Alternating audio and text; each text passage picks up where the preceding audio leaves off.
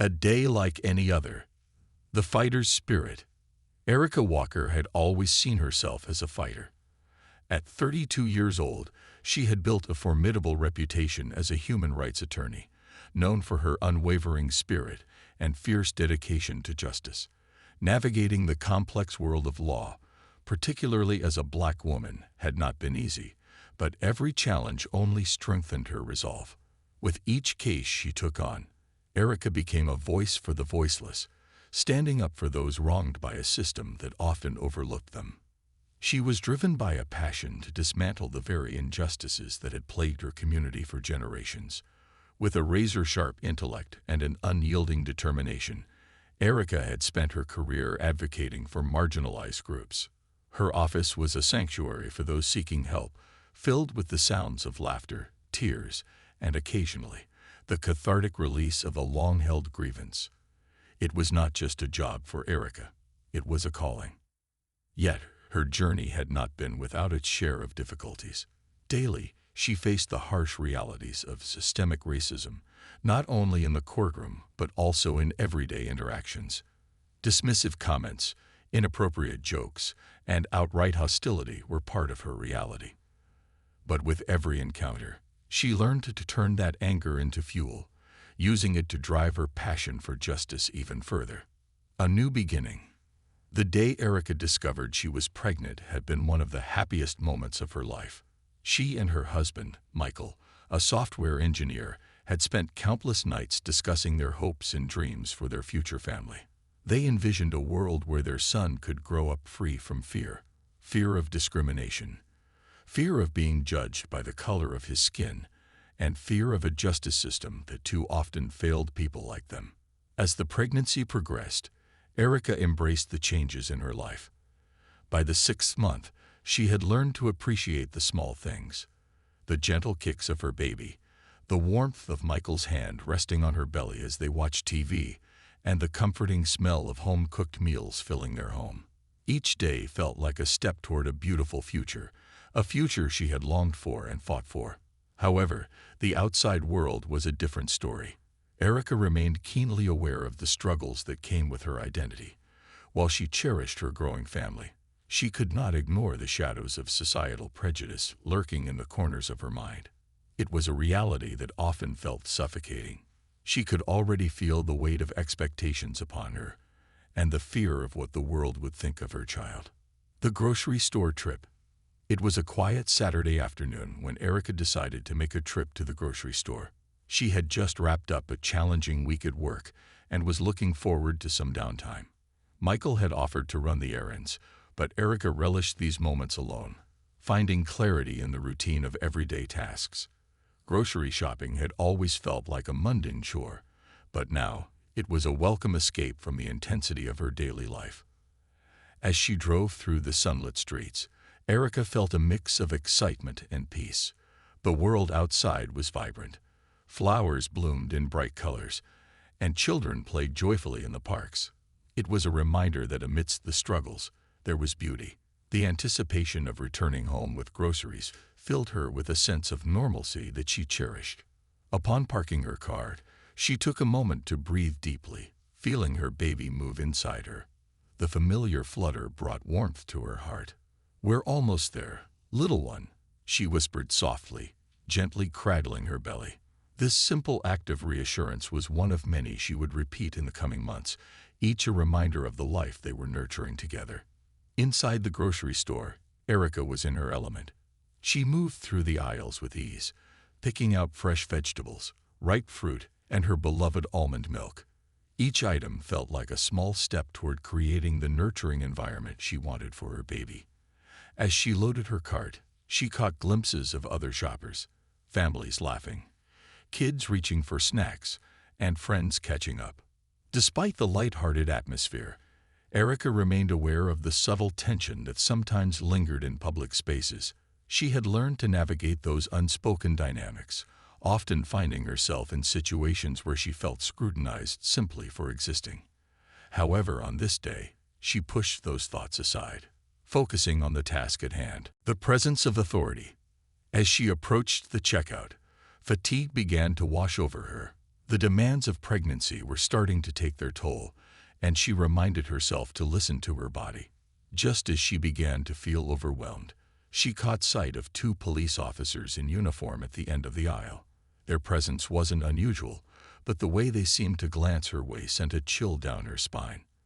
Erica had encountered enough police officers during her career to know that sometimes they were quick to judge and quick to assume. Trying to shake off the unsettling feeling, she focused on the cashier, a friendly woman who smiled warmly as Erica placed her items on the counter. The mundane act of grocery shopping felt strangely comforting, a brief escape from the intensity of her daily life. But just as she was packing her bags, the atmosphere shifted dramatically. A loud commotion erupted from outside, causing customers to turn their heads in unison. In an instant, Erica's heart dropped as she recognized the voices. The officers who had glanced her way were now shouting, their faces distorted with anger. Before she could process what was happening, one of them, a burly man with a scowl etched into his features, stormed into the store. "You there?" he shouted, his voice booming like thunder. "What are you doing here?" Erica's breath hitched in her throat. She was just a pregnant woman shopping for her family. She knew the weight of the stereotype they associated with her. An educated black woman standing in a world that often saw her as a threat. The officer advanced, his presence looming as he pushed past bewildered customers. "I said, what are you doing here?" he repeated, his eyes narrowing as he stepped closer. The assault. Panic washed over Erica, and she could feel her heart racing. "I'm just shopping for my family," she replied, trying to keep her voice steady. "I haven't done anything wrong." But the officer seemed unconvinced. "You fit a description," he sneered, his words hanging in the air like a verdict. A rush of anger surged within her. Erica had faced discrimination before, but the way he spoke to her felt personal. A direct affront to everything she had worked so hard for. She opened her mouth to respond, but before she could utter a word, the officer's partner intervened, grabbing her arm with a grip that felt like iron. "Let go of me," she shouted, the instinct to fight back igniting within her. But her protest only fueled the officer's aggression. "Stop resisting," he barked, his voice cold and unyielding. The commotion intensified as other shoppers began to panic, their faces mirroring her horror. Erica's mind raced. She was a human rights attorney, not a criminal. The injustice unfolding before her felt surreal, as if she were watching a scene from a movie rather than living it. Just then, a sharp pain shot through her abdomen. She gasped, the reality of her pregnancy crashing down around her. "Please, I'm pregnant," she pleaded, her voice trembling. "You have to stop this." But the officer was relentless. The world around her faded as she struggled against the growing pain. The chaos of the grocery store became a blur, a cacophony of noise and confusion. With each breath, fear clawed at her heart. In that moment, she knew this was no ordinary encounter. It was a battle for her dignity and her child's future. As darkness threatened to engulf her, Erica's thoughts turned to her unborn child, the life she was fighting for. Even as her own world crumbled, it was a battle she had never expected to fight. Not here, not today. In the following parts of this story, we will delve deeper into the aftermath of this traumatic incident, exploring the emotional and legal battles Erica faces, the impact on her family, and her continued fight for justice in a world that often seems unjust. Each part will build on the narrative, showcasing resilience, hope, and the unwavering human spirit in the face of adversity. The aftermath of chaos. Awakening to reality. The chaotic scene at the grocery store morphed into a blur of sirens and voices, but for Erica, the world narrowed down to the painful reality of her situation. Darkness enveloped her, the chaos receding into a distant hum. When she finally opened her eyes again, the familiar warmth of sunlight was replaced by the harsh glare of fluorescent lights and the sterile scent of antiseptic. A wave of confusion washed over her, accompanied by a rising tide of dread. "Erica, you're awake," a voice broke through her haze. Turning her head, she saw Michael sitting beside her. His face was a mixture of relief and concern, his normally composed demeanor shattered, replaced by worry etched deep in the lines of his forehead. The sight of him sent a jolt through her, grounding her in the reality of the moment. "What happened?" she croaked, her throat dry and her heart pounding as memories flooded back. The shouting, the pain, the overwhelming fear. "Where's the baby?" The room grew silent, the air thick with an unspoken truth. Michael's expression darkened, and she could see the struggle in his eyes, the battle between wanting to shield her from pain and the weight of the truth he was about to share. "Erica," he began, his voice trembling. "There was an incident at the store. You were hurt." "Hurt?" she echoed, panic rising in her chest. "What do you mean? Is the baby okay?" Michael's gaze dropped, and her heart sank as the silence stretched painfully. She reached for him, desperation clawing at her insides. "Please, Michael, just tell me." "The doctors, they couldn't save him," he said, each word a dagger to her heart. "You had a miscarriage." The reality of his words crashed over her like a tidal wave. All the hopes and dreams they had envisioned for their family evaporated in an instant, leaving behind a hollow ache. She had felt the life inside her, had nurtured it, and now it was gone, taken by a senseless act of violence. Tears streamed down her cheeks, each drop a release of the pain she could hardly comprehend. The emotional toll. In the days that followed, Erica found herself engulfed in a fog of grief. The hospital room, once filled with the promise of new life, now felt like a prison of sorrow. Friends and family visited, offering their condolences and support, but each kind word only deepened her sense of loss. The vibrant laughter of children echoed in her mind, a stark reminder of what she would never experience. Michael remained by her side, his presence a comforting anchor amid the storm of emotions. Yet even he could not fully understand the depth of her anguish. Each night, as she lay in bed, she replayed the events of that fateful day over and over in her mind, searching for answers, for a way to make sense of the chaos that had shattered her life. Why did this happen? She would whisper into the darkness, her voice barely audible. Why us? The questions hung in the air, unanswered and haunting. Erica felt a profound sense of injustice settle over her like a shroud. She had spent her life fighting against the very system that had now turned on her, and now it felt like a personal betrayal. The legal battle begins.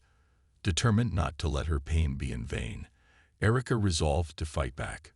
The injustice of what had happened demanded action, and she knew she had the skills and knowledge to pursue justice for herself and her unborn child. As she began to piece her life back together, Erica started gathering evidence of the incident. She reached out to witnesses who had been in the store that day, compiling their statements and any video footage that might exist.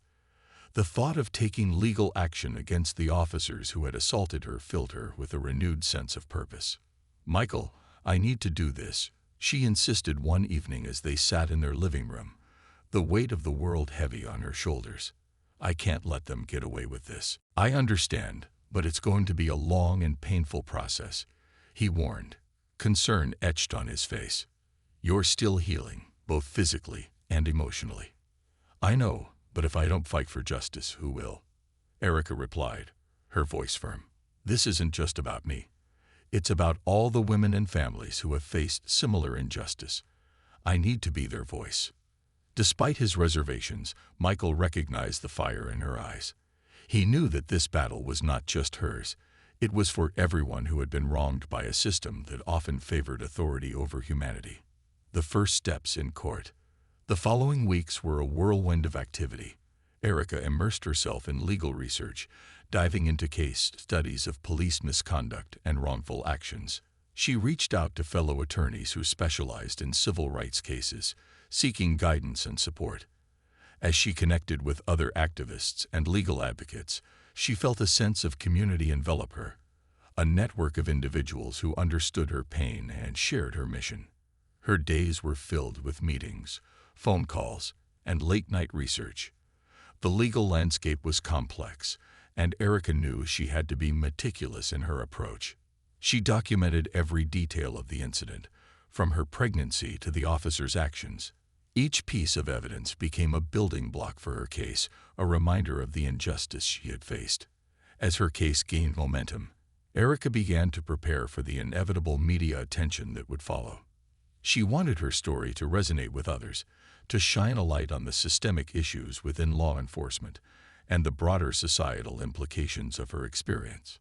In one of her early interviews, she spoke passionately about her mission.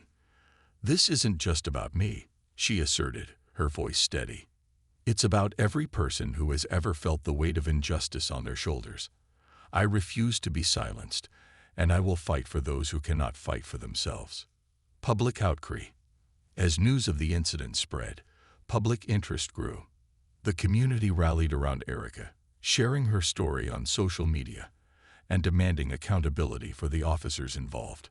Protests erupted outside the local police station, with demonstrators calling for systemic reform within law enforcement and an end to racial profiling.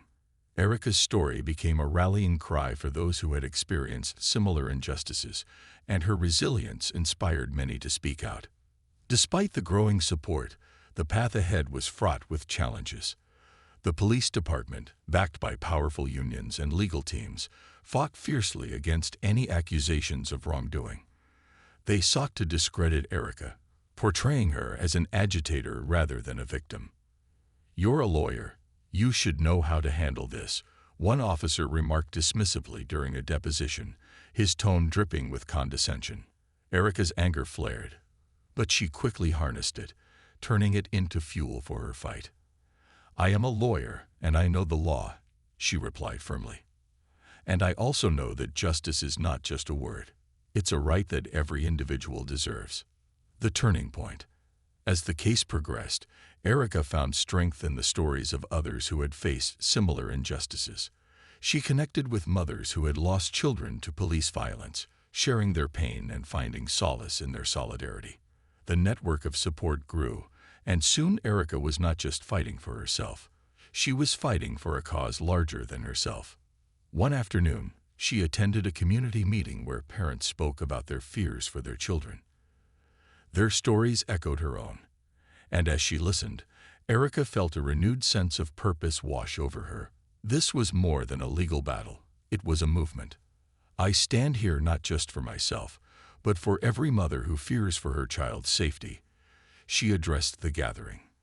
"We must come together to demand change. We must refuse to accept a world where our children are judged by the color of their skin rather than the content of their character." The audience erupted in applause, their voices rising in unity. In that moment, Erica realized that she was not alone in her fight. Together, they could challenge the status quo, push for systemic reform, and create a safer future for their children. Navigating the challenges. But the journey was not without its obstacles. As the legal battle continued, Erica faced numerous setbacks. The opposing counsel employed aggressive tactics, attempting to intimidate her and undermine her credibility. "Look at your track record. You're a known activist," one attorney taunted during a courtroom session, attempting to paint her as a radical. "How can you claim to be a victim when you've spent your career fighting against the very system you now seek to accuse?" Erica felt the weight of their words, but she refused to let them deter her. Instead, she leaned into her identity as an activist, recognizing that it was her passion for justice that had brought her to this moment. She responded with a resolute strength. "I may be an activist, but I am also a victim of your colleagues' excessive force. The two are not mutually exclusive." Every challenge she faced only reinforced her determination. With Michael by her side, she learned to navigate the complexities of the legal system while remaining steadfast in her mission. Together, they explored avenues for community support, organizing events to raise awareness and mobilize action. The growing movement. As Erica's case gained traction, the movement surrounding her grew exponentially. She found herself at the forefront of a campaign demanding accountability, not only for her incident, but for all cases of police violence against marginalized communities. The media coverage intensified, bringing national attention to her fight. Interviews, panel discussions, and public speaking engagements became a regular part of her life. Erica realized that her voice was now a tool for change, and she was determined to use it to its fullest potential. One evening, as she prepared for yet another interview, Michael entered their home, a stack of letters in his hands. "These came for you," he said, handing her the envelope. Opening it, Erica found heartfelt messages from strangers across the country, mothers, fathers, activists, and ordinary citizens who had been inspired by her story. The words poured in like a flood, each note a reminder that she was not alone in her fight. "I stand with you," one letter read. "Your bravery gives me hope. Thank you for being our voice."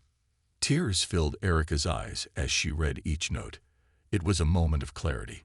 She was not just fighting for herself, but for an entire community longing for justice. A shifting landscape.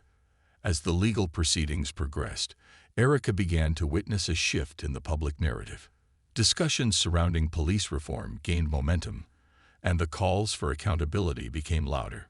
People were no longer willing to accept the status quo, and the landscape of justice was slowly beginning to transform. However, as the attention grew, so did the pushback. Detractors emerged, attempting to discredit the movement and downplay the systemic issues at play. The police department released statements defending their officers, asserting that their actions were justified. "They're just trying to deflect attention from their own misconduct," Erica noted during a strategy meeting with her team. "We must stay focused and keep the pressure on." With each passing day, she honed her message, emphasizing the importance of accountability and systemic change. The coalition of activists, lawyers, and community leaders rallied around her cause, strengthening the movement with each shared story and united front. Preparing for the trial. As the trial date approached, Erica faced a mixture of anticipation and anxiety. This would be the moment where her fight would culminate, where the world would bear witness to the injustice she had endured. The pressure weighed heavily on her, but she remained steadfast, knowing that this was her chance to shine a light on the issues that mattered most. In the weeks leading up to the trial, Erica engaged in rigorous preparations. Mock trials, witness interviews, and strategy sessions filled her days. Each step felt monumental, as if she was inching closer to a defining moment in her life. On the eve of the trial, she stood before the mirror, her reflection a mix of determination and vulnerability.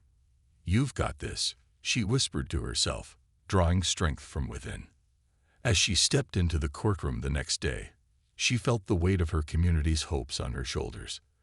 The room buzzed with anticipation, and she could sense the eyes of the public, the media, and her fellow activists focused on her. The trial begins. The trial began with opening statements, and Erica's heart raced as she listened to the opposing counsel.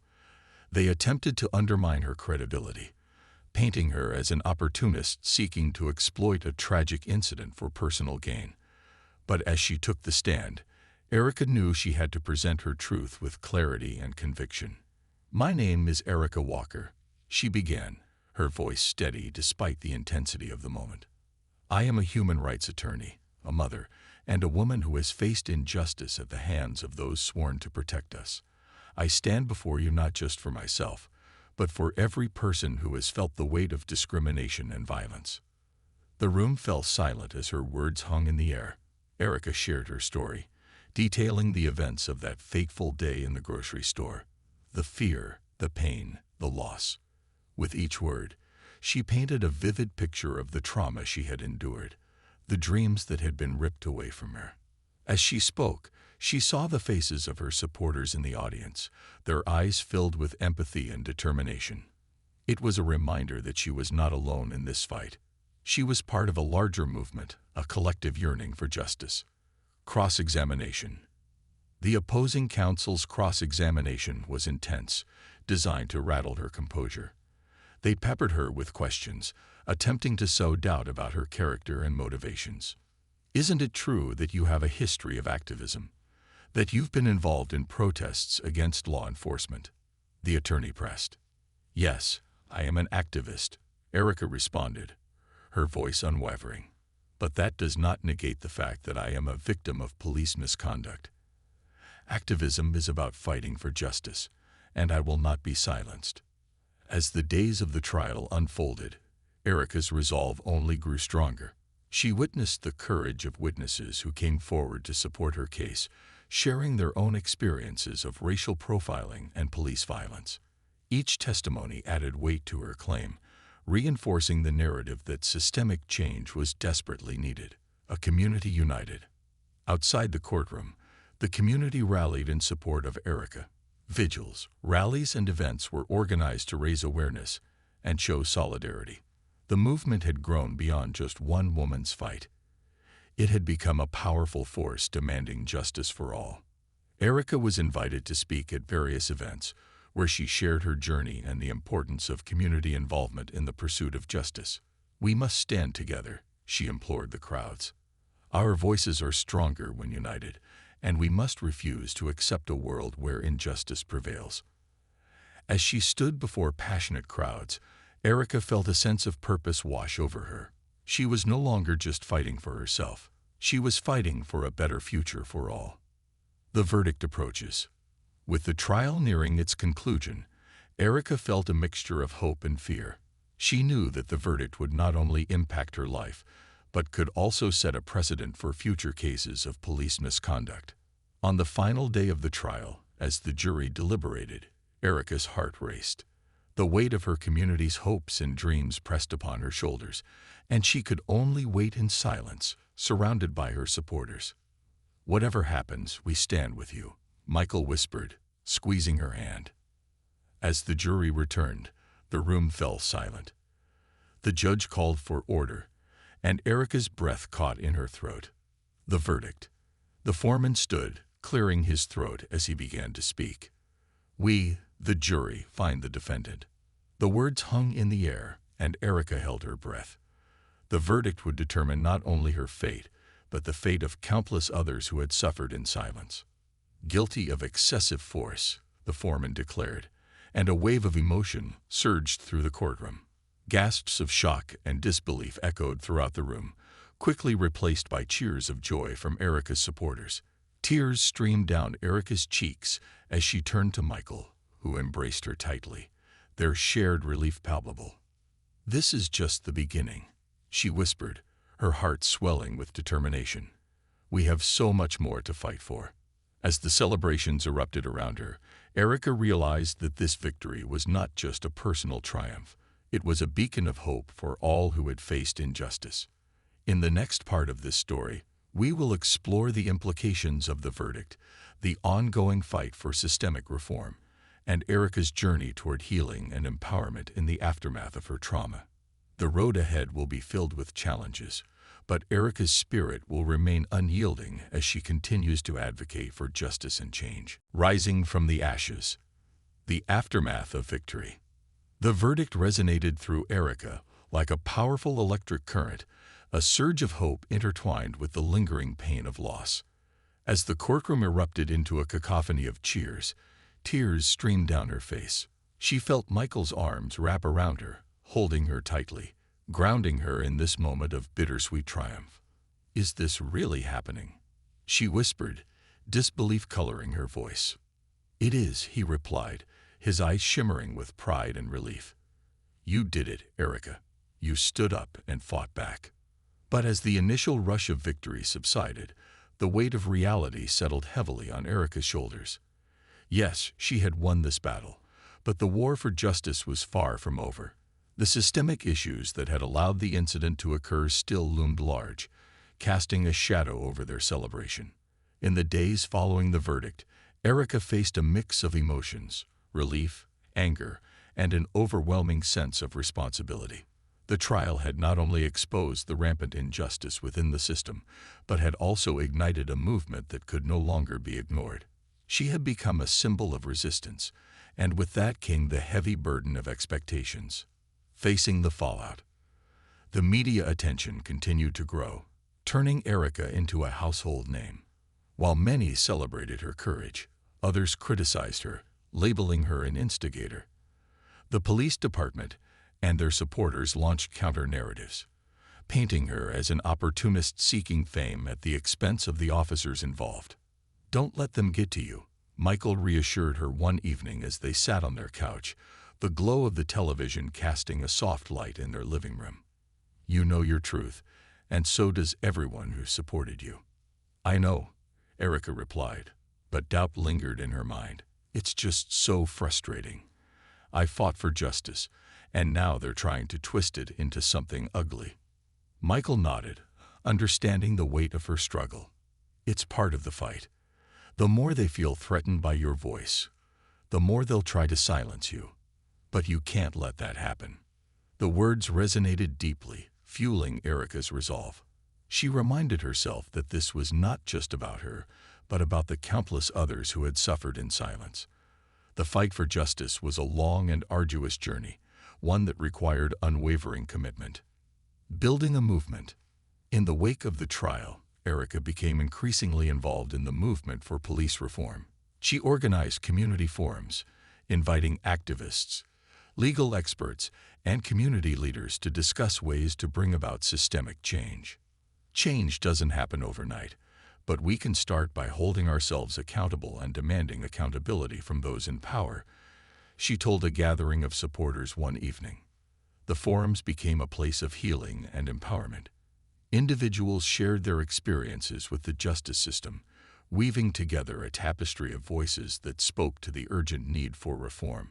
Erica listened intently, taking notes and seeking ways to amplify their stories. Through these gatherings, Erica began to form a coalition of activists and legal experts dedicated to creating a safer and more equitable society. The group focused on several key initiatives: educating the public about their rights, advocating for better training and oversight of law enforcement, and pushing for legislative changes that would address systemic racism in policing. The legislative battle. With the support of her coalition, Erica began to draft a series of proposals aimed at reforming police practices. They met with local legislators to discuss their ideas, pushing for reforms that included mandatory training on racial bias, the implementation of body cameras, and stricter policies on the use of force.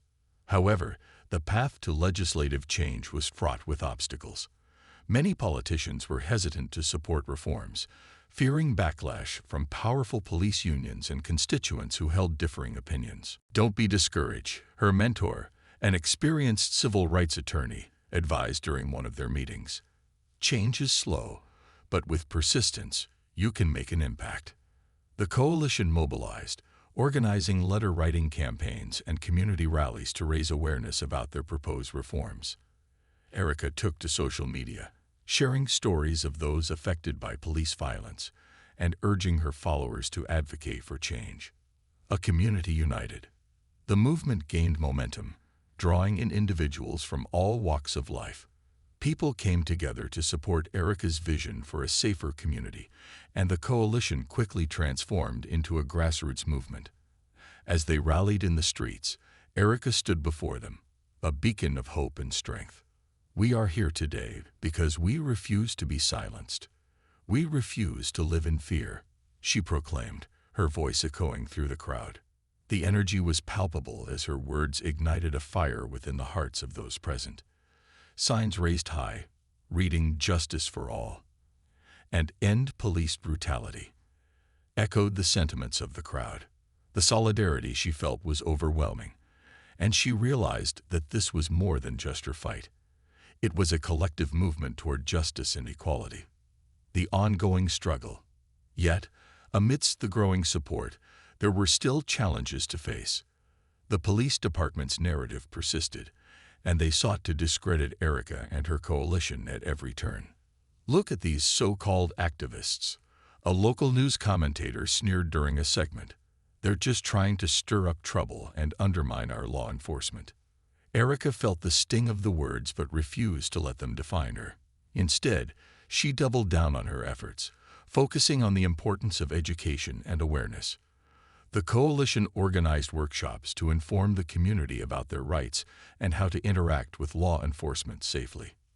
"Knowledge is power," Erica reiterated at one of the workshops. When we empower ourselves with information, we take the first step toward protecting our rights. A turning point.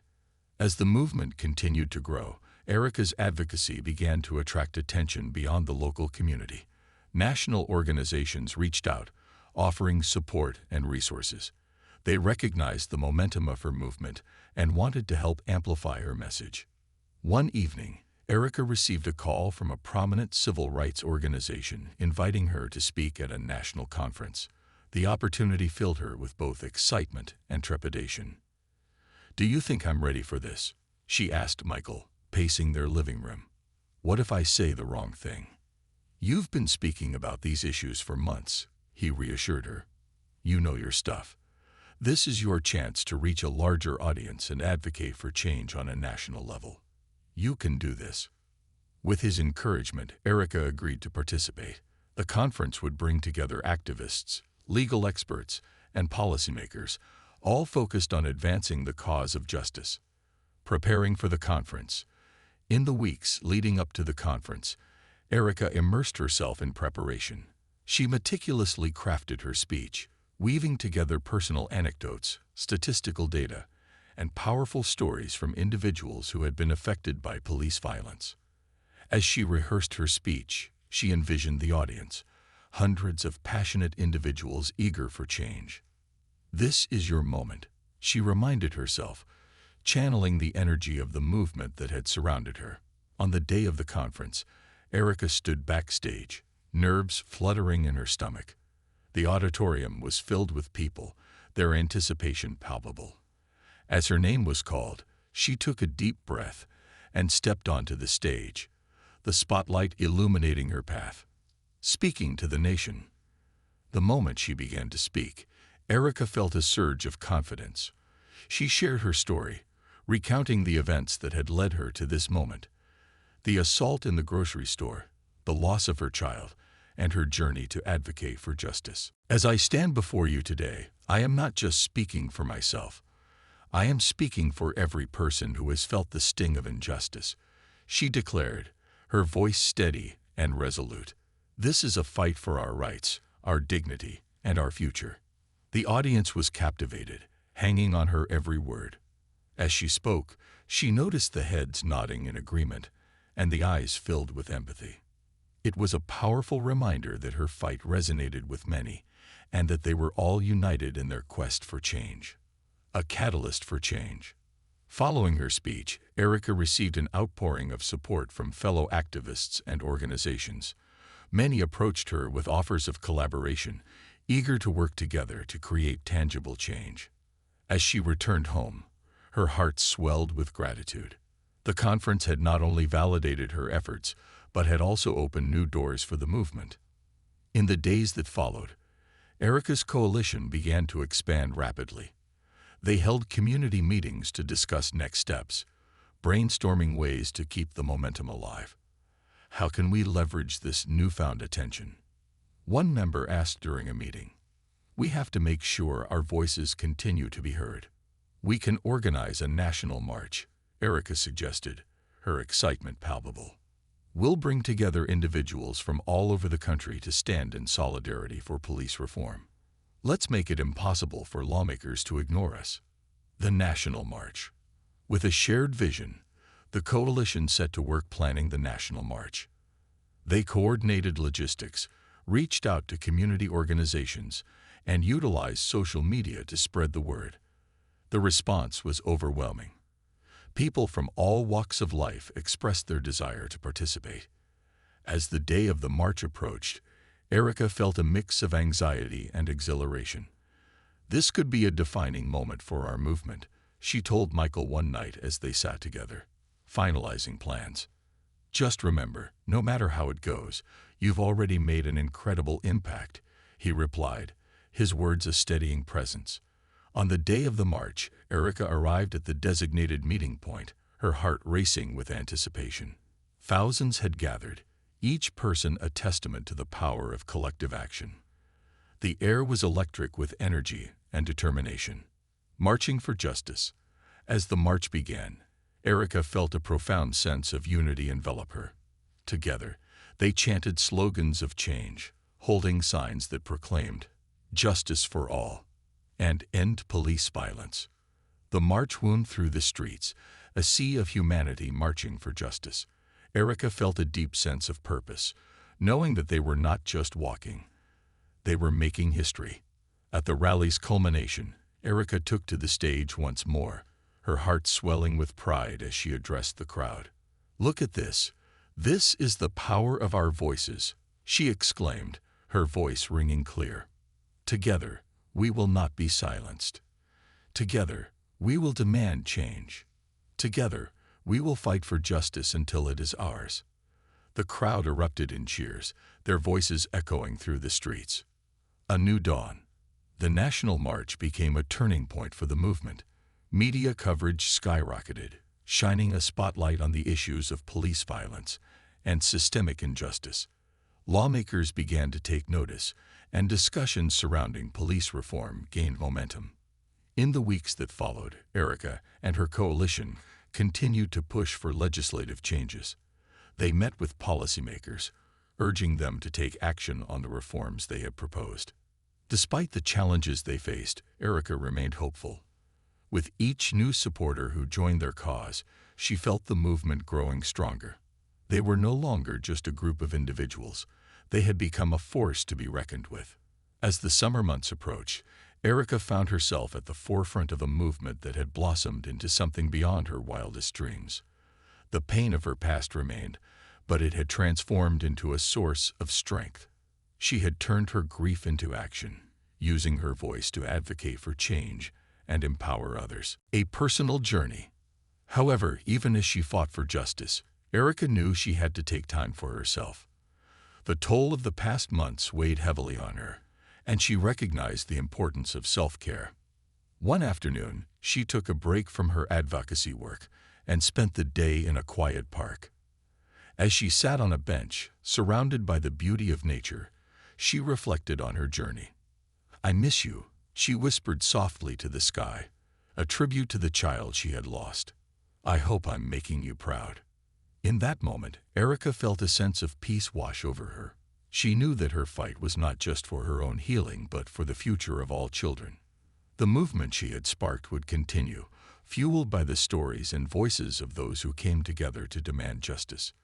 In the next part of this story, we will explore the challenges Erica faces as she navigates the complexities of advocacy, personal healing, and the ongoing struggle for reform.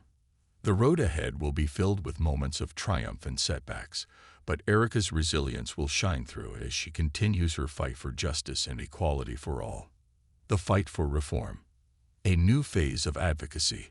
As summer rolled in, the movement Erica had helped ignite began to take on a life of its own. The National March had galvanized communities across the country, uniting individuals who had long felt disenfranchised by a system that often prioritized the status quo over justice. Erica found herself at the center of this burgeoning movement, fielding requests for interviews, organizing rallies, and advocating for comprehensive reforms. But with this newfound visibility came a new set of challenges. The attention from the media, while initially invigorating, soon morphed into a double-edged sword. Critics emerged from all corners, attempting to discredit Erica's efforts and undermine her credibility. The police union issued statements defending their officers' actions, asserting that the issue was not one of systemic racism, but rather a misunderstanding that had been blown out of proportion. "Look at how they're framing this," she told Michael one evening as they reviewed news articles about the ongoing backlash. "They're trying to twist the narrative into something that suits them. It's infuriating." Michael nodded, concern etching lines across his forehead. "It's expected, though. You're challenging a deeply ingrained system. They'll fight back with everything they have." Despite the frustration, Erica remained resolute. She had learned early on that change rarely came without resistance. With renewed determination, she set out to navigate this complex landscape of public opinion and institutional pushback. Building alliances. Recognizing that the movement needed more allies, Erica reached out to other activists, organizations, and community leaders. The goal was to form a broad coalition that could amplify their message and counter the negative narratives. In a pivotal meeting with several grassroots organizations, Erica laid out her vision. "We can't do this alone," she emphasized. "We need to unite our voices and resources. Together, we can hold those in power accountable." The response was overwhelmingly positive. Leaders from various organizations committed to collaborating, sharing strategies, and pooling resources. They began organizing a series of workshops, focusing on educating the public about their rights, how to report police misconduct, and the importance of community engagement in the political process. One of the coalition members, a veteran activist named Maya, suggested they also host storytelling events. "We need to humanize these issues," she said passionately. "Let's create a platform for people to share their stories. Personal narratives can change hearts and minds." Erica loved the idea. Stories had the power to connect people on a deeper level, transcending statistics and headlines. They could illustrate the real-life impact of systemic injustice and the urgent need for reform. The storytelling events. The first storytelling event was held in a local community center, and the turnout exceeded expectations. Attendees filled the room, eager to share their experiences and hear from others.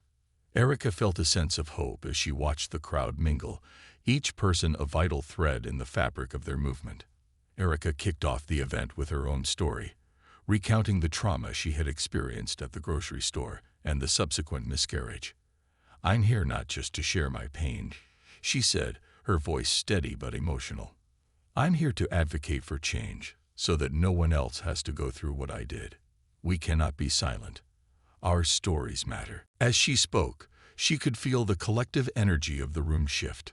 When she finished, the audience erupted in applause, and several attendees began to share their own stories of racial profiling, unjust arrests, and encounters with police that left them feeling vulnerable and afraid. Erica listened intently, her heart aching for each individual's pain, but also swelling with pride at their bravery. Their stories were a testament to the strength of the human spirit and the urgency of their mission, creating a movement of empathy.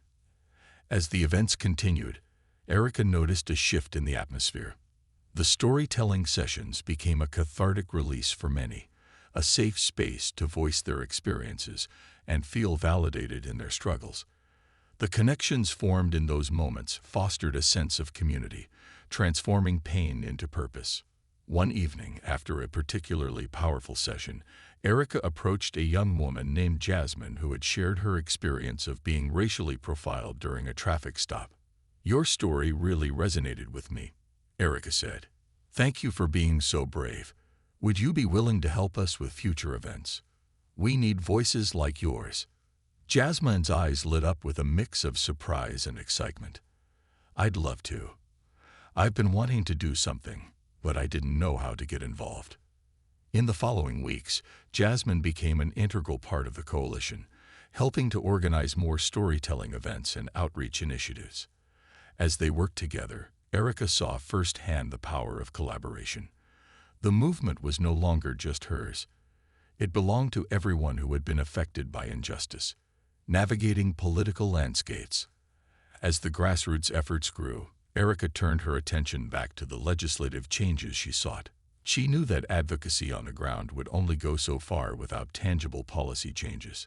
Determined to engage with lawmakers, she scheduled meetings with local and state representatives to discuss police reform proposals. With a team of legal experts and community leaders, Erica prepared meticulously for each meeting, armed with data, personal stories, and well-researched proposals. During one meeting with a state senator, she presented her case with clarity and passion. "These reforms are essential for rebuilding trust between law enforcement and the communities they serve," she urged. "We need to prioritize accountability and transparency to create a safer environment for everyone." The senator listened intently, but when he responded, Erica could sense his hesitance. "I understand your concerns, but there are many factors at play. We must consider the implications of these changes on our law enforcement agencies." Erica pressed on, undeterred. "But what about the implications of maintaining the status quo? We cannot continue to turn a blind eye to the systemic issues that put lives at risk. A setback and a renewed resolve. Despite her best efforts, many of her meetings with lawmakers resulted in vague promises and little action. The pushback from the police unions was fierce, and many politicians were unwilling to risk their positions by aligning themselves with the reform movement. One evening, after a particularly disheartening meeting where the senator dismissed her proposals, Erica returned home feeling defeated. "It's like talking to a brick wall," she admitted to Michael, frustration evident in her voice. "They don't seem to care about the lives at stake. It's all about politics." Michael took her hand, grounding her in the moment. "You're making a difference, Erica. Every meeting, every rally, every story shared. These are all steps toward change, even if it feels slow. Remember, the road to reform is rarely a straight path." His words resonated deeply, and Erica took a moment to reflect. She realized that her fight was not just about immediate legislative change. It was about shifting the very culture that enabled injustice. It would take time, persistence, and unwavering resolve. Rekindling the flame. Determined to reignite the momentum, Erica gathered her coalition to brainstorm new strategies. "We need to go beyond just legislative advocacy," she explained during a meeting. "We need to educate and engage our community on a broader scale. We need to build a movement that cannot be ignored." The team rallied around her vision, devising a comprehensive outreach plan that included educational workshops, community dialogues, and media campaigns. They aimed to empower individuals with the knowledge and tools to advocate for themselves, fostering a culture of active engagement. "Let's host community dialogues," Jasmine suggested. "We can create spaces where people can discuss their experiences with police and brainstorm solutions together." The idea was met with enthusiasm, and the coalition began organizing a series of community dialogues throughout the city. These sessions allowed residents to share their experiences, voice their concerns, and collaborate on potential solutions. Bringing the community together. The first community dialogue was held in a local park, and Erica was amazed by the turnout. Families, students, and activists gathered, eager to engage in meaningful conversations. As Erica opened the dialogue, she emphasized the importance of creating a safe and respectful space. "This is a chance for us to listen and learn from one another," she said. "Together, we can identify the challenges our community faces and work towards actionable solutions." Throughout the evening, participants shared their stories, some heart-wrenching, others filled with hope. They discussed issues ranging from racial profiling to the lack of resources in their neighborhoods. As the dialogue progressed, Erica facilitated discussions on actionable solutions. "What can we do as a community to address these issues?" she asked, encouraging participants to brainstorm together. Ideas flowed freely, and a sense of camaraderie filled the air. Some suggested organizing community patrols to monitor police activity, while others emphasized the need for better mental health resources. Erica felt a surge of hope as she watched people come together to collaborate on solutions. A powerful proposal. After several successful dialogues, Erica and her coalition began to compile the feedback and ideas gathered from the community. They drafted a comprehensive proposal outlining their vision for reform, incorporating the voices of those directly affected by police violence. With renewed determination, they scheduled meetings with local lawmakers to present their proposal. As Erica prepared for the meetings, she felt a sense of urgency. This was their chance to not only advocate for change, but to amplify the voices of those who had been silenced for too long. During one pivotal meeting with a city council member, Erica presented their proposal with passion and conviction. "This is a reflection of our community's needs," she asserted, sharing stories and statistics that illustrated the urgency of their demands. "We must take action now to prevent further injustices."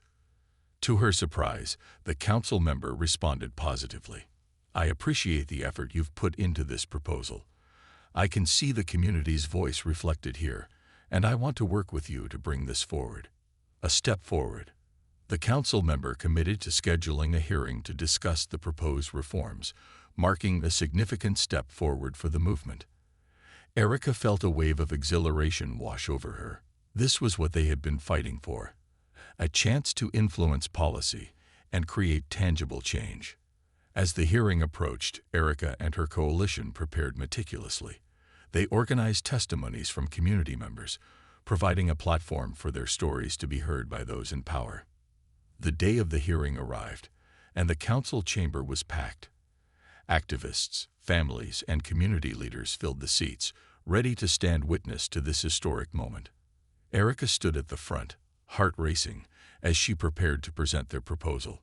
When it was her turn to speak, she felt a mix of nerves and excitement. "Thank you all for being here today," she began, her voice steady. "We stand united in our demand for justice and accountability. The stories shared today are not just statistics. They represent real lives and real pain."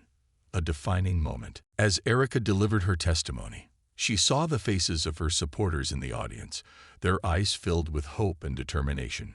She shared powerful anecdotes from community members, painting a vivid picture of the urgent need for reform.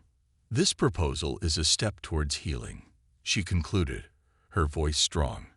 "It is a commitment to building a safer community where everyone can thrive. We must hold our law enforcement accountable and work toward a future where justice is accessible for all." As she stepped away from the podium, a wave of applause erupted in the chamber. The council members exchanged glances, clearly moved by the testimonies and the collective energy of the audience. In the days that followed, Erica received positive feedback from several council members who expressed their support for the proposed reforms. While challenges remained, she felt a renewed sense of optimism. Their voices had been heard, and they were making tangible progress. Reflecting on the journey. In the months that followed, the coalition continued to push for reforms, organizing rallies, meetings, and community dialogues. Erica often reflected on how far they had come. The road had been long and fraught with challenges, but the movement was gaining momentum. One evening, as she sat on her porch with Michael, watching the sunset paint the sky in hues of orange and purple, she felt a sense of peace. "I never imagined we would make it this far," she admitted, her voice filled with gratitude. Michael took her hand, squeezing it gently. "You've been incredible. Your resilience has inspired so many. This is just the beginning." Erica smiled, feeling the sense of purpose surging within her. "Yes, it is. We have so much more to do. Together, we can create a future where justice is not just a dream, but a reality for everyone." In the next part of this story, we will delve into the next challenges Erica faces as the fight for reform intensifies. She will navigate personal struggles, the complexities of leadership, and the emotional toll of advocacy. Despite the obstacles, Erica's determination will continue to shine through, fueling her mission to create a safer and more equitable society for all. Navigating the storm. The pressure mounts. As the movement grew in momentum, so did the pressure on Erica and her coalition. With the upcoming city council vote on their proposed reforms, the stakes felt higher than ever. Weeks of tireless advocacy had culminated in this critical moment, and Erica was determined to ensure that the voices of her community were not just heard but heeded. Every day, she received calls and messages from supporters, eager for updates and ready to mobilize. The momentum was palpable. People were energized and prepared to rally for the cause. But with that enthusiasm came a palpable anxiety. Erica found herself waking up in the middle of the night, her mind racing with thoughts of what could go wrong. "Erica, you look exhausted," Michael remarked one evening as they shared dinner. He had noticed the dark circles under her eyes and the tension in her shoulders. "You need to take a break." "I can't, Michael," she replied, pushing her plate away. "Not now. We're so close to achieving something monumental. If I don't keep pushing, who will?" Michael's expression softened, but concern lingered. "I get that, but you also need to take care of yourself. You can't pour from an empty cup." Erica sighed, running a hand through her hair. "I know. I just wish there were more hours in the day." The calm before the vote. As the date of the city council vote approached, the coalition organized a final push to rally community support. They held informational sessions, reaching out to those who might not fully understand the proposed reforms. Erica wanted to ensure that everyone felt empowered to speak out. On the day before the vote, the coalition organized a rally outside the city council building. The air buzzed with anticipation, and Erica felt a surge of adrenaline as she stood before the crowd. "Tomorrow is a pivotal moment for our community," she said, her voice carrying over the sea of supporters. "This is our chance to make our voices heard. We must demand justice and accountability." The crowd erupted into cheers, their enthusiasm infectious. Erica felt a renewed sense of purpose. The collective energy of the moment reminded her that she was not alone in this fight. The stakes were high, and she was determined to seize the opportunity. The day of reckoning. The day of the vote arrived, and the city council chamber was packed with community members, activists, and members of the press. Erica stood at the front, flanked by coalition leaders, their faces a mix of hope and determination. As the council members took their seats, Erica felt her heart race. "This is it," she whispered to Michael, who stood beside her, a reassuring presence. "This is what we've worked for." The council session began, with several members speaking in favor of the proposed reforms. Erica listened intently, her heart swelling with pride as the stories of her community were shared. They highlighted the urgency for change and the necessity of accountability in law enforcement. However, as the opposition took their turn to speak, Erica's stomach churned. Representatives from the police union were present, armed with their own narratives aimed at discrediting the proposed reforms. "These changes are unnecessary and will hinder our ability to serve and protect the community," one officer asserted, his tone authoritative and unwavering. Erica felt anger bubbling beneath the surface. She knew that their words were steeped in fear tactics designed to maintain the status quo. "This isn't just about protecting the police. It's about protecting our community," she thought. A powerful stand. When it was finally Erica's turn to speak, she took a deep breath, centering herself. As she stepped to the podium, she felt the weight of her community's hopes resting on her shoulders. "Thank you for the opportunity to speak today," she began, her voice steady. "I stand here not only as a human rights attorney, but as a mother, a sister, and a member of this community. I've witnessed firsthand the impact of police violence and systemic injustice." As she continued, Erica recounted her own experience: the assault at the grocery store, the loss of her child, and the struggle to find justice. "We are not here to vilify law enforcement, but to demand accountability and change. We want a system that protects everyone, regardless of their skin color or socioeconomic status." The audience erupted in applause, and she could feel the energy shift in the room. She could see council members nodding in agreement, and she knew she was making an impact. But as she concluded, she sensed a growing tension from the opposition. "We will not be silenced any longer," she declared, her voice firm. "This is a moment for transformation, not just for ourselves, but for generations to come. Let us stand together to create a community where justice prevails for all." The vote. As the council members began to deliberate, Erica felt a mix of anxiety and hope. She clutched Michael's hand tightly, silently praying for a favorable outcome. The discussion among the council members was heated, with passionate arguments on both sides. "I believe in reform, but we must ensure that our officers feel supported," one council member cautioned. "These changes could have unintended consequences." But others pushed back. "We cannot ignore the voices of our community," another responded. "We need to prioritize accountability and transparency. The time for change is now." Finally, after what felt like an eternity, the council president called for a vote. Erica's heart raced as they went around the room, tallying each member's vote. The atmosphere was electric with tension, every eye fixed on the council. When the final vote was announced, Erica felt her heart leap into her throat. By a vote of 7-5, the council has approved the proposed reforms. A roar of applause erupted from the crowd, and Erica was engulfed in hugs and cheers. Tears streamed down her cheeks as she embraced Michael, the weight of the moment crashing over her. "We did it," she whispered, overwhelmed by emotion. We really did it. Celebrating the victory. The celebration that followed was a whirlwind of joy and relief. The community had come together to fight for a cause greater than themselves, and they had emerged victorious. Erica stood at the front of the crowd, listening to the stories of those who had been touched by the movement.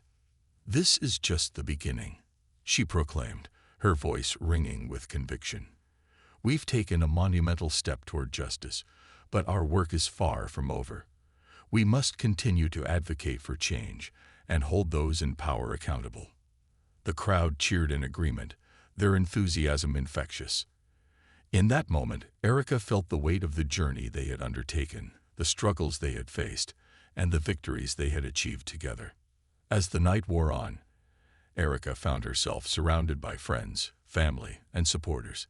They shared stories, laughter, and tears of joy, celebrating the power of collective action and the impact they had made. A new challenge emerges. But as the initial euphoria began to fade, Erica knew that the real work was just beginning. Implementing the reforms would require ongoing vigilance, and the road ahead would not be without challenges. In the weeks following the vote, she attended meetings with city officials, helping to draft the implementation plan for the reforms. The coalition remained engaged, ensuring that the community's voices continued to be heard throughout the process. However, it soon became apparent that not everyone was on board with the changes. Some members of the police department were resistant to the reforms, fearing that they would undermine their authority. Erica received reports of officers pushing back against the new policies, leading to tensions within the community. Erica, we need to address this head-on, Michael urged one evening as they discussed the emerging challenges. If we don't tackle the resistance, it could jeopardize everything we've worked for. Erica nodded, her mind racing. You're right. We need to create a dialogue with the police department, engage them in conversations about why these reforms are necessary. Engaging law enforcement. Determined to bridge the gap, Erica reached out to the police department to propose a series of community policing workshops. We need to foster understanding and collaboration, she explained during a meeting with police leadership. These reforms are not about undermining authority. They are about rebuilding trust within our community. To her surprise, the police chief agreed to the workshops, recognizing the need for dialogue and engagement. We must find common ground if we are to move forward, he stated, his tone conciliatory. With renewed determination, Erica organized the first workshop, inviting officers and community members to participate in discussions about the impact of policing practices on marginalized communities. The atmosphere was charged with tension, but Erica remained hopeful. Today is about listening and learning from each other. She opened the workshop. We all share the goal of a safer community, and that starts with understanding each other's experiences. Bridging divides. The workshops began with ice-breaking exercises, allowing participants to share their experiences and perspectives. Erica facilitated discussions about the importance of accountability, transparency, and the need for reform. As the conversations unfolded, Erica witnessed moments of connection. Officers shared their struggles and fears about public perception, while community members voiced their pain and experiences with discrimination. Police work is challenging, one officer admitted, his voice shaking slightly. We want to protect our community, but sometimes we feel like we're fighting an uphill battle. Erica nodded, recognizing the complexity of the situation. We understand that, but we also need to address the historical context of policing in our community. It's not about blaming individuals.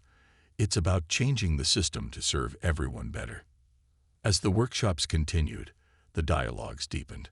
Officers began to express a willingness to engage with the community and consider how their actions impacted those they served. It was a small but significant shift, and Erica felt a glimmer of hope. Resistance and resilience. However, not all officers were receptive to the changes.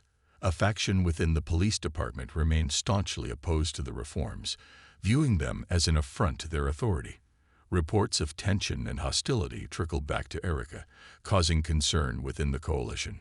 We can't let this derail our progress, Erica urged during a coalition meeting. We need to remain vigilant and continue engaging with the community. If we back down now, we risk losing everything we fought for. Her words resonated with the group, reminding them of the urgency of their mission. The coalition organized community meetings to discuss the ongoing challenges and strategize ways to overcome them. In one meeting, Jasmine stood up, her voice filled with determination. We need to share our stories more broadly. If we can humanize the issues we face, we can create empathy and understanding. The idea sparked enthusiasm within the coalition, and they began planning a community storytelling event that would allow residents to share their experiences with policing. Let's create a platform for the voices that have been silenced, Erica suggested. Together, we can foster change. The power of storytelling. The storytelling event was held in the same community center where they had first launched their movement. Erica felt a wave of nostalgia wash over her as she looked around the room, now filled with community members eager to share their stories. Tonight, we gather not just to share pain, but to inspire change. Erica began, her voice resonating with passion. These stories are powerful tools for transformation. They can shine a light on the injustices we face and push us toward a better future. As participants took turns sharing their experiences, the room grew heavy with emotion. Stories of racial profiling, wrongful arrests, and the impact of police violence echoed through the walls. Each narrative resonated with the audience, weaving a tapestry of shared struggle and resilience. One man, tears in his eyes, recounted how he had been unfairly targeted by police during a routine traffic stop. "I was scared for my life," he said, his voice breaking. "It's a fear that many of us carry every day." The audience listened intently, their expressions a mix of empathy and outrage. Erica felt a surge of determination as she watched the impact of these stories unfold. A catalyst for change. The event culminated in a powerful call to action. Erica urged attendees to engage with local officials, sharing their stories to advocate for change. "Your voices matter," she emphasized. "Together, we can push for accountability and create a safer community for everyone." The energy in the room was palpable, and many attendees signed up to join the coalition and participate in upcoming advocacy efforts. The storytelling event had not only provided a platform for shared experiences, but had also reignited the movement's momentum. In the days following the event, the coalition received an influx of inquiries from community members eager to get involved. Erica felt a renewed sense of hope. They were building a community that refused to be silenced. The ongoing struggle. Despite the progress, challenges remained. The faction within the police department continued to push back against the reforms, seeking to undermine the coalition's efforts. Rumors circulated that some officers were actively working against the initiatives, creating an atmosphere of distrust. One evening, as Erica and Michael sat down to dinner, she shared her concerns. "It feels like we're constantly fighting an uphill battle," she admitted, frustration evident in her voice. "No matter how much progress we make, there are those who want to see us fail."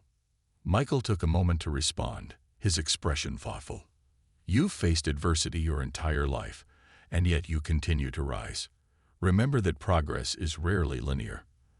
There will always be setbacks, but it's how we respond to them that matters." His words resonated with her, a reminder of the resilience that had fueled her journey. Erica understood that the fight for justice would require not only advocacy, but also a commitment to building bridges and fostering understanding. Reaching across the divide. Determined to reach out to the dissenting officers, Erica organized a series of informal gatherings aimed at creating dialogue. "We need to show them that we're not enemies," she explained to the coalition. "We want to work together for a common goal." The gatherings allowed officers and community members to engage in candid conversations about their experiences and perspectives. Erica facilitated discussions focused on finding common ground, encouraging everyone to share their hopes for a safer community. During one gathering, an officer named Mark voiced his concerns. I'm worried about the impact these reforms will have on our ability to do our jobs effectively, he admitted. We want to protect our community, but we also need to feel supported. Erica listened intently, validating his concerns. I understand your fears, and it's important for us to address them, she replied. But we can't ignore the community's experiences. Together, we can find solutions that ensure safety for both the police and the residents. As the dialogues continued, Erica witnessed a gradual shift. Some officers began to express a willingness to engage with the community and consider the implications of their actions. It was a small but significant step toward healing the rift that had developed. An unforeseen challenge. Just as progress seemed to be within reach, an unforeseen challenge arose. A high-profile incident involving police violence captured national attention, reigniting tensions and overshadowing the coalition's efforts. The news broke late one night, and Erica's phone buzzed incessantly with messages from concerned community members. We can't let this set us back, she told Michael, her heart racing. We need to address this head-on. The following day, she called an emergency coalition meeting to strategize their response. We can't ignore this incident, she asserted, her voice steady despite the turmoil inside her. We need to be clear that we condemn violence, no matter who the perpetrator is. During the meeting, members voiced their concerns about the potential backlash. This could jeopardize everything we've worked for, one member warned. Erica nodded, understanding the gravity of the situation. But we can't shy away from the truth. We must hold ourselves and our law enforcement accountable. That's the only way we can build trust in our community. Taking action. The coalition quickly mobilized, organizing a press conference to address the incident and reaffirm their commitment to justice and accountability. Erica knew that their response had to be swift and decisive, sending a clear message to the community and law enforcement alike. At the press conference, she stood before a sea of reporters, her heart pounding as she prepared to address the nation. We stand in solidarity with the victims of police violence, and we condemn any actions that undermine the safety and dignity of our community, she stated firmly. This is not just about one incident. It is a symptom of a larger systemic issue that we must confront together. The media coverage was intense, and while the coalition faced scrutiny, Erica felt a sense of purpose. This is a crucial moment for our movement, she told Michael later that evening. We must seize this opportunity to push for real change. Rekindling the fire. As the coalition continued to navigate the storm, Erica organized community dialogues to discuss the recent incident. We need to come together and support one another, she urged attendees. Let's use this moment to strengthen our resolve and demand accountability. The dialogues were cathartic, allowing community members to express their fears and frustrations. Erica listened intently, ensuring that everyone felt heard and validated. As the discussions unfolded, she noticed a shift in the atmosphere. People began to express a renewed commitment to the movement, rallying around the shared goal of creating a safer community. This isn't just about one incident, a young man named Jordan said passionately. It's about all of us coming together and demanding change. Erica felt a surge of hope as the audience responded with applause.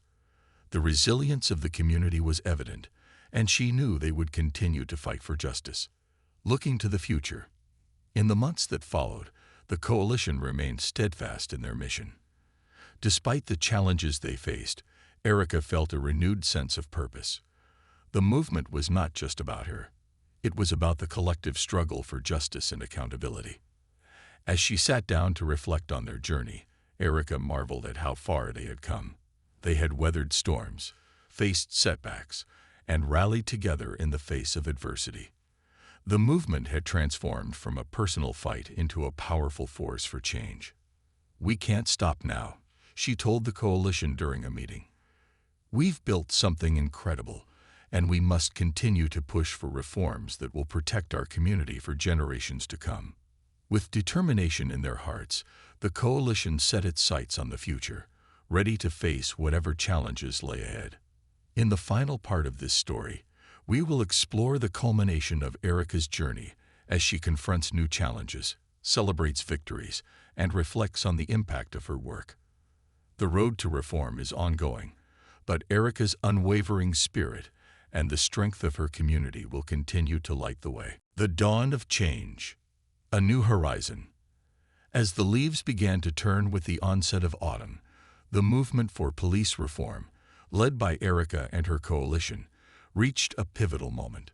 The past months have been a whirlwind of challenges, victories, and emotional turbulence. Yet, amid it all, there was a palpable sense of hope and determination in the air. The community had rallied around Erica's vision, turning a personal fight into a powerful movement advocating for systemic change. Erica felt a renewed sense of purpose as she prepared for a community-wide event titled Voices for Justice. This event aimed to celebrate the progress they had made while also focusing on the work that still lay ahead. "Let's make this a day to remember," Erica said during a coalition meeting. "We'll invite speakers, share stories, and create a space for healing and unity." The group responded enthusiastically, each member eager to contribute. They discussed logistics, potential speakers, and ways to engage the community. The event quickly transformed from a simple gathering into a rallying point for the movement, with plans for a march and discussions on future initiatives. The big day arrives. As the day of Voices for Justice approached, excitement surged through the community. Flyers adorned local coffee shops, schools, and community centers, and social media buzzed with invitations and reminders. Erica could hardly contain her anticipation. This was not just a celebration. It was a declaration of their resilience and a commitment to ongoing advocacy. On the day of the event, the park was alive with energy. Colorful banners waved in the crisp autumn breeze, and the air was filled with the sounds of laughter, music, and chatter. Families, friends, and activists gathered, united in their shared mission for justice. Erica stood on the stage, looking out at the crowd. She felt a wave of emotion wash over her. It was awe-inspiring to see so many people who had come together to stand against injustice. "Thank you all for being here today," she began, her voice amplified through the microphone. "This gathering is not just about celebrating what we've achieved, but recognizing the journey ahead. Together, we are a force for change." The crowd erupted into applause, and Erica could see the pride and determination in their faces. This was a community that refused to be silenced. Stories of resilience. The event featured a lineup of speakers, each sharing their personal experiences with the justice system and the impact of police violence. Their stories were raw and powerful, echoing the sentiments of countless others who had faced similar challenges. A mother named Rosa took the stage, her voice trembling but strong. "I lost my son to police violence," she shared, tears glistening in her eyes. "But I refuse to let his memory fade. I fight for justice not just for him, but for all our children." The audience listened in rapt silence, the gravity of her words resonating deeply. Erica felt a sense of solidarity wash over her. These were the stories that needed to be told. As each speaker shared their truth, the atmosphere shifted. What began as a celebration transformed into a powerful call to action. Erica watched as the crowd's passion grew, igniting a fire within them. The March for Justice. Following the speeches, the crowd transitioned to the march. Erica led the way, her heart racing with exhilaration as they moved through the streets. Banners unfurled, reading slogans like "Justice for All" and "End Police Violence." The sound of chants echoed through the neighborhood, a rhythmic pulse of determination. No justice, no peace. No justice, no peace.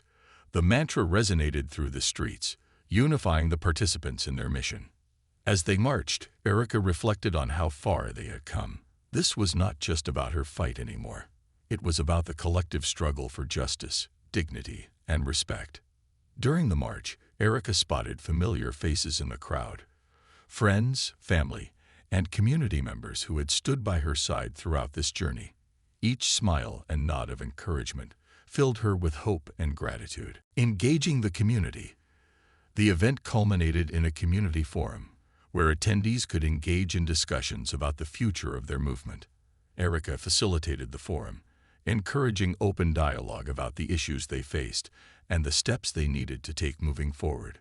Today is about sharing ideas and strategies for continued advocacy, she said, her voice filled with enthusiasm. What can we do to ensure that our voices are heard, not just today, but every day? Ideas flowed freely, ranging from organizing voter registration drives to establishing mentorship programs for youth in the community. The room buzzed with creativity and inspiration, and Erica felt a sense of pride as she watched her community come together. Let's commit to holding our elected officials accountable, one participant suggested. We need to engage with them regularly, ensuring they understand our needs and concerns. That's a great idea, Erica responded, jotting down notes. Building those relationships is key to creating lasting change. A new challenge on the horizon. While the day was filled with joy and empowerment, Erica knew that challenges still lay ahead. The police department had begun to push back against the reforms they had implemented, citing operational difficulties and staffing shortages. Erica, we need to address this immediately, Jasmine urged one afternoon as they met to discuss the coalition's next steps. If we don't confront these issues head-on, we risk losing all the progress we've made. Erica nodded, feeling the weight of responsibility on her shoulders. We need to organize a meeting with police leadership to address their concerns. We can't allow them to use these excuses to roll back the reforms. The coalition mobilized quickly, scheduling a meeting with key figures in the police department. Erica prepared thoroughly, ensuring that she had data, testimonials, and proposals to present during the discussion. The meeting with police leadership. On the day of the meeting, Erica entered the police department's conference room, her heart racing with anticipation. Officers and community leaders filled the room, the atmosphere charged with tension. "Thank you for meeting with us today," Erica began, her voice steady. "We understand that there are challenges in implementing the recent reforms, but it's crucial that we work together to find solutions." As the discussion unfolded, Erica listened intently to the concerns raised by the police leadership. They spoke about difficulties in training, budgeting, and operational changes. "I appreciate the challenges you're facing," Erica responded, maintaining her composure. "But we cannot let these issues derail our progress. The reforms we've implemented are vital for rebuilding trust between law enforcement and the community." Throughout the meeting, Erica emphasized the importance of collaboration. "We're not here to undermine your authority.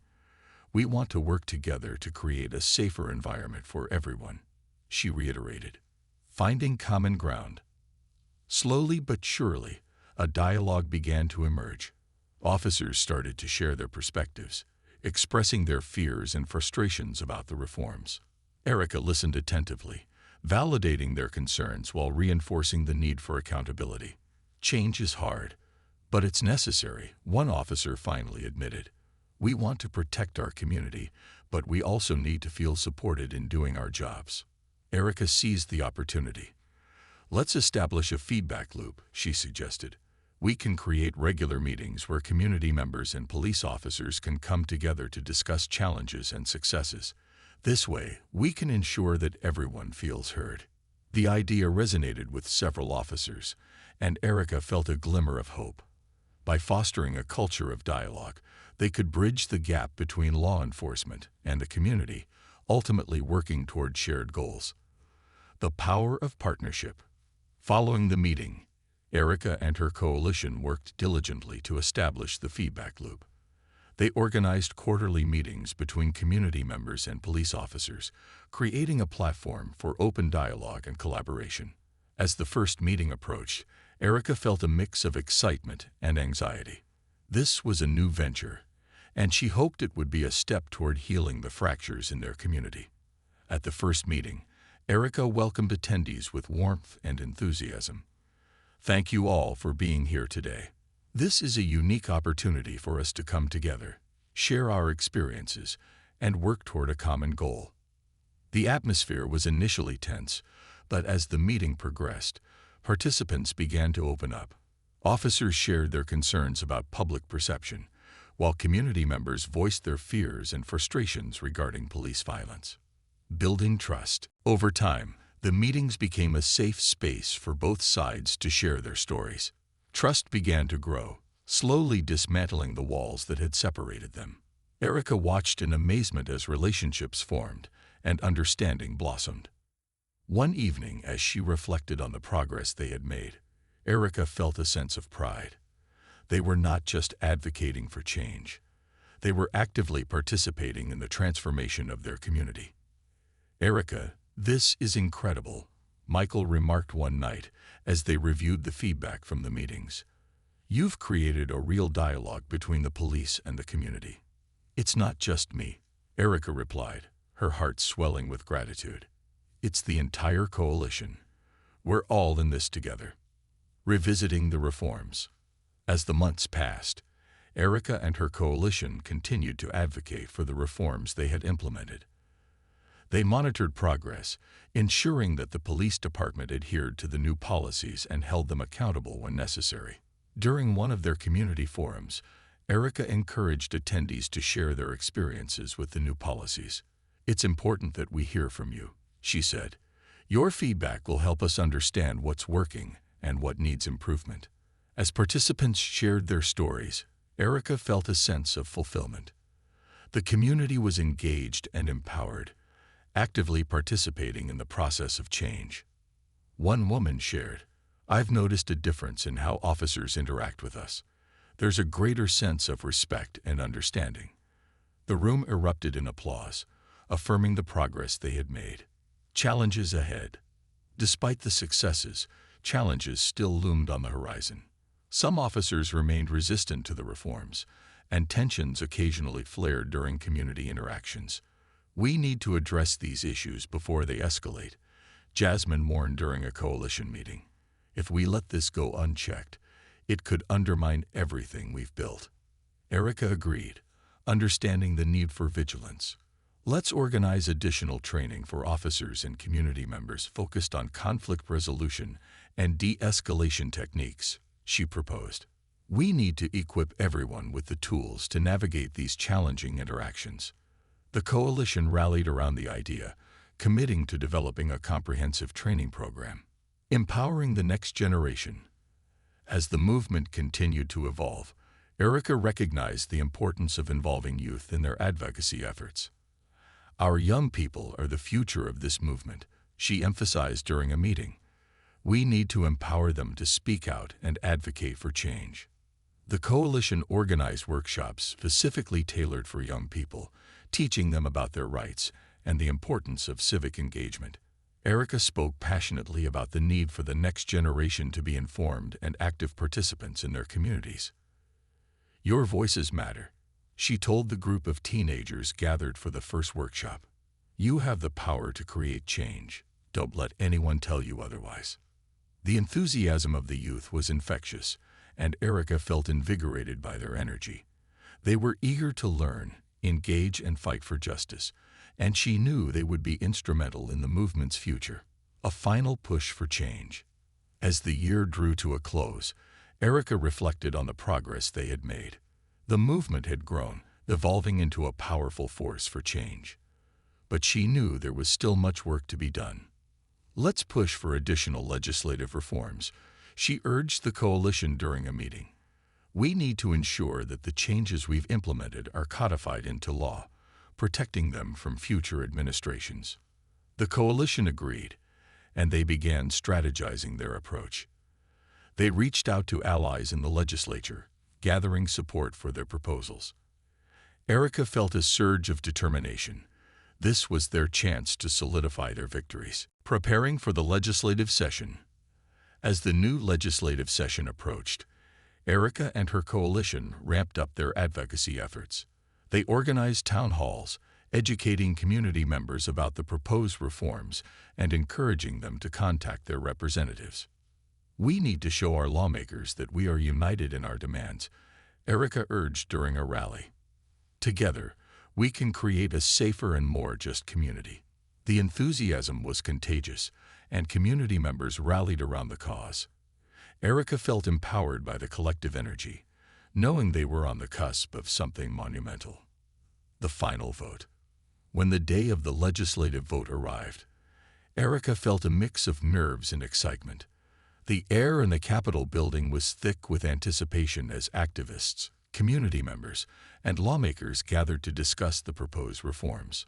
As Erica prepared to testify before the legislature, she reflected on the journey that had brought her to this moment. She had faced immense challenges and heartbreak, but she had also witnessed the incredible strength of her community. "Thank you for allowing me to speak today," she began, her voice steady. "I stand here not only as a representative of my community, but as a testament to the power of resilience and unity. Together, we have fought for justice, and now is the time to solidify those efforts into law." With each word, Erica felt a surge of confidence. She knew that their fight was not just about policy changes. It was about creating a future where everyone could feel safe and valued. A historic vote. As the legislature debated the proposed reforms, Erica listened intently, her heart racing. The discussions were lively, with lawmakers weighing the merits of the proposals and their potential impact on the community. Finally, the moment of truth arrived. The presiding officer called for a vote, and the room fell silent. "All those in favor of the proposed reforms, please say aye," he declared. The collective response was a resounding chorus of aye. "And those opposed?" he asked, his voice steady. A few voices responded with a hesitant no, but they were drowned out by the overwhelming support. The presiding officer smiled and declared, "The ayes have it. The reforms are passed." The room erupted in applause, and Erica felt tears of joy stream down her cheeks. They had done it. Together, they had fought for change and emerged victorious. A moment of reflection. In the days that followed, Erica took time to reflect on the journey that had led to this moment. She remembered the pain of loss, the struggle for justice, and the power of community. As she stood in front of her home, watching the sunset paint the sky in hues of orange and purple, she felt a sense of peace. "We've come so far," she whispered to herself, feeling grateful for the resilience that had carried her through. Michael joined her on the porch, wrapping his arms around her. "You did it, Erica," he said softly. "You turned your pain into purpose." Tears filled her eyes as she nodded, overwhelmed by the support of those around her. "This isn't just my victory," she replied. "It belongs to everyone who has stood by my side, everyone who has shared their story and fought for change." The future ahead. As Erica looked toward the horizon, she felt a renewed sense of purpose. The fight for justice would continue, and she was committed to ensuring that their hard-won reforms were implemented effectively. With the coalition by her side, Erica planned to establish a community oversight board to monitor police practices and ensure accountability. "This is just the beginning," she declared during a coalition meeting. "We must continue to advocate for a community that prioritizes justice and safety for all." The energy in the room was palpable as members shared their ideas and enthusiasm. Erica felt a surge of hope as she realized that they were building something that would endure. Embracing change. As the community moved forward, Erica embraced her role as a leader and advocate. She continued to engage with community members, listening to their stories and amplifying their voices. Through storytelling events, workshops, and community dialogues, Erica remained committed to fostering understanding and building trust between law enforcement and the community. She knew that change would take time, but she was unwavering in her belief that together they could create a safer and more just future. Legacy of advocacy. As Erica reflected on her journey, she realized that her work had become more than just a personal fight for justice. It had evolved into a movement that empowered others to stand up and advocate for change. "Let's ensure that our work continues long after we're gone," she emphasized during a coalition meeting. "We need to build a legacy of advocacy that inspires future generations to fight for justice."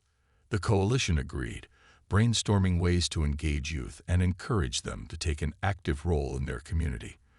They envisioned mentorship programs, youth leadership initiatives, and advocacy training designed to equip young people with the skills they needed to make a difference. A brighter tomorrow.